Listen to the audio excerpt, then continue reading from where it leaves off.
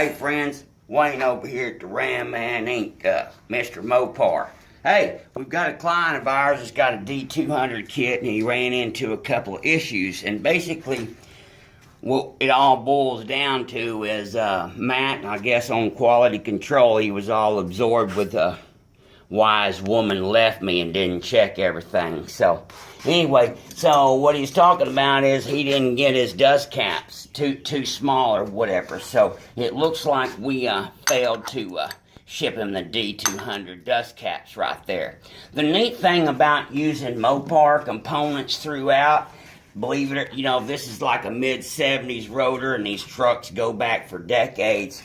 What the gentleman didn't know is, in a desperate situation, of course, he could have run his factory dust caps, which fit. So anyway, that problem's solved, and we're going to ship him out some dust caps. Like I said, Matt was all upset because his 60-year-old woman left for an 18-year-old. So anyway, I'd be upset too. The other problem that they're talking about is they're talking about the pads, these outside pad rubbing the rotor right here. And once again, it sounds like Matt was out to lunch. In order to make this work, of course, all these kits, we use Chrysler components.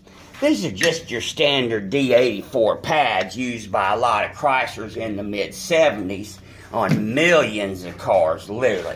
And what we have to do, my friends, is we just have to notch this area right here. And typically what we do is we use a little circular cutter right there and just clean it up. Just clean it up with the grinder right there. So all they have to do is just be notched.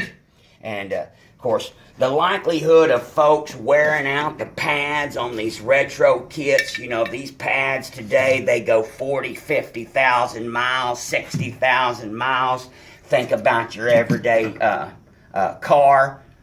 Realistically, most people are not putting 40, 50, 60,000 miles on their D100 and D200, or much less 69 Hemi Roadrunner. So anyway, looks like didn't get the pads trimmed enough, and it appears it's rubbing right here. So in order to, or right there. So in order to fix that problem, you just cut out that little tit right there and give yourself some clearance. Of course, the fastest way is just with your old angle grinder.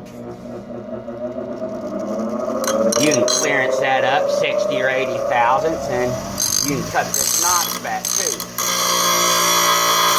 Just real quick. It might take you about 5 minutes if it's really, really super involved. But so far, this has only been the one and only case that old Matt didn't get the pads trimmed right, and I apologize for that, but I'd be upset too if my 60-year-old wife left for an 18-year-old. So anyway, God bless you, God bless America, and happy Mopar.